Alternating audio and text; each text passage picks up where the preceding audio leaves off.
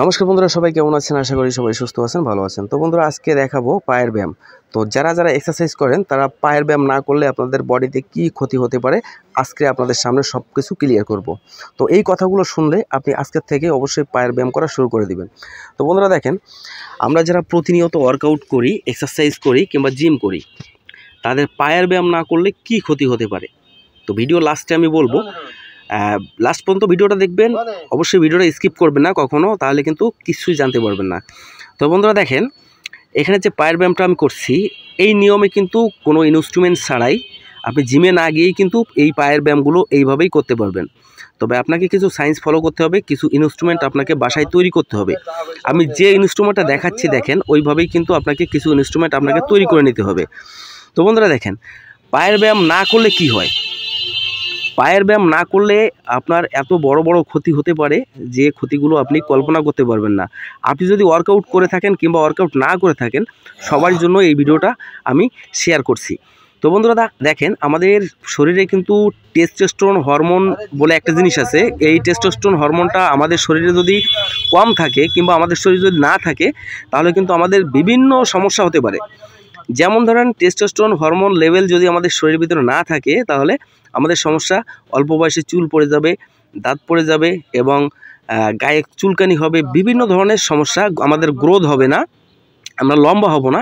এই ধরনের সমস্যা কিন্তু আমাদের শরীরে লেগেই থাকবে। তো আরও অনেক সমস্যা আছে। যারা বডিটা যারা বডি বিল্ডিং কম্পিটিশন করেন, দেখবেন তাদের লেগের দিকে, লেগের সাইজটা তাদের দেখতেও কত সুন্দর এবং তাদের বডি গ্রোথ এত বেশি কেন? তারা কিন্তু বেশি বেশি লেগ ওয়ার্কআউট করে। তো বন্ধুরা, আপনারা যারা এক্সারসাইজ করেন বাসায় বসে, আপনি কিন্তু যারা বডি বিল্ডিং কম্পিটিশন খেলে তাদের মতো কিন্তু ইচ্ছা করলে লেগ তৈরি করতে পারবেন। তো এবার লেগ তৈরি করতে গেলে আপনাকে কিন্তু যথেষ্ট পরিশ্রম করতে হবে। আপনি যদি পরিশ্রম ছাড়া লেগ চান, তাহলে কিন্তু সম্ভব না। এই জন্য দেখেন, টেস্টোস্টেরন হরমোন আমাদের বুস্ট হয় কোথা থেকে? আমাদের টেস্টোস্টেরন হরমোন যদি আমাদের বুস্ট করতে হয়, রিলিজ করতে হয়, তাহলে কিন্তু আমাদের 100% 100-র ভিতরে, আমি যদি বলি 100-র ভিতরে 100, তাহলে ভুল হবে না। আপনার 100 বার আপনাকে কিন্তু লেগ ওয়ার্কআউট অবশ্যই করতে হবে। এই লেগ ওয়ার্কআউটের ফলে কিন্তু আপনি অবশ্যই একটা সুন্দর লেগ পাবেন এবং আপনাকে দেখতে মাস্কুলার লাগবে। একটা বিষয় দেখেন, যাদের আপনারা বাসায় জিম করেন, তারা কিন্তু লেগ ওয়ার্কআউট করেন না। আপনারা আগে চান কি? আগে চান বাইসেপ, ট্রাইসেপ, শোল্ডার, এগুলো আপনারা সুন্দরভাবে সুগঠিত করতে চান। কিন্তু আপনাদের একটাই সমস্যা, যে আপনারা লেগ ওয়ার্কআউট করতে চান না, যার কারণে কিন্তু আপনাদের একসময় বডিটা দেখছেন যে স্থায়ীভাবে জায়গায় রয়ে গেছে, আপনাদের বডিটা গ্রোথ হচ্ছে না। তো এই বডিটা গ্রোথ হচ্ছে না এই কারণে। আপনি যদি আপনার টেস্টোস্টেরন হরমোনটা বাড়াতে চান, তাহলে কিন্তু আপনাকে পরিশ্রম করতে হবে। পরিশ্রম না করলে কিন্তু আপনার এই টেস্টোস্টেরন হরমোন কখনো বৃদ্ধি পাওয়া সম্ভব না। বন্ধুরা, মেশিনে ব্যায়াম করা, দেখেন এখানে যে মেশিনে ব্যায়াম করা হচ্ছে, এই মেশিনে ব্যায়াম করেও কিন্তু লেগটাকে হেভি পাম্পিং করা যায় এবং টেস্টোস্টেরন হরমোনটা বৃদ্ধি করা যায়। এবার দেখেন, আমাদের ব্রেন থেকে একটা সিগন্যাল আসে, আমাদের ব্রেন থেকে একটা সিগন্যাল দেয়। সেই সিগন্যালটা কিন্তু আমাদের শরীরের ভিতরে দেয়। আর ব্রেন সিগন্যাল না দিলে কিন্তু আমাদের কোনো কাজ আমরা করতে পারি না। যেমন লেগটাকে যদি বড় করতে হয়, তাহলে কিন্তু আপনাকে day by day, step to step আপনাদের ওয়েট বাড়াতে হবে। মনে করেন এই সপ্তাহে আপনি 15 কেজি দিয়ে ওয়েট মারছেন লেগের, তো সামনের সপ্তাহে কিন্তু আপনাকে 20 কেজি দিতে হবে। প্রতি সপ্তাহে কিন্তু আপনাকে নর্মালি 5 কেজি, 3 কেজি যাই বাড়ান না কেন, না হলে আপনার রিপিটেশন বাড়াতে হবে। যে করে হোক আপনাকে রিপিটেশন বাড়াতে হবে, না হলে ওয়েট বাড়াতে হবে।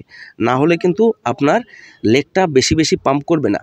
দেখেন একটা বিষয়, আপনি একইভাবে যদি প্রতিদিন এক্সারসাইজ করেন, তাহলে কিন্তু আপনার বডিটা জায়গায় থাকবে স্থির হয়ে, বডিটা বাড়বে না। আর আপনি যখন প্রতিদিন আপনি আজকে লেগের ওয়ার্কআউট করেছেন, আপনার লেগের ওয়ার্কআউট করার ফলে আপনার ছোটো ছোটো মাইক্রো লেভেলের ড্যামেজ হয়েছে, যার কারণে কিন্তু পায়ে পেইন করবে, ব্যথা হবে।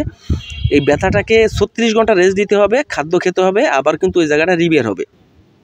তো পরের সপ্তাহে যদি আপনি ওয়েট না বাড়ান, তাহলে কিন্তু ওইখানে আর পেইন হবে না। তো ওইখানে আবার পেইন হতে গেলে কিন্তু আপনাকে ওয়েটটা অবশ্যই বাড়াতে হবে। আপনার ব্রেনটাকে সিগন্যাল দেওয়া লাগবে যে আমার মাসুলটা পরিশ্রম বেশি করছে আগের তুলনায়। আমার ব্রেনটাকে সিগন্যাল দেবে যে আমার আরও ওয়েটটাকে বাড়াতে হবে, আরও পরিশ্রম করতে হবে মাসুলটাকে। এই জন্য ব্রেন থেকে সিগন্যাল আসবে যে আমি ওয়েট বাড়িয়েছি, এখন আমাকে একটু বেশি বেশি পরিশ্রম করতে হবে, তখন আবার মাসলটা কিন্তু বিল্ড হওয়া শুরু করবে। এই জন্য কিন্তু আমাদের পা কেন, যে কোনো জিনিস আমাদের বৃদ্ধি হয় না এই কারণে।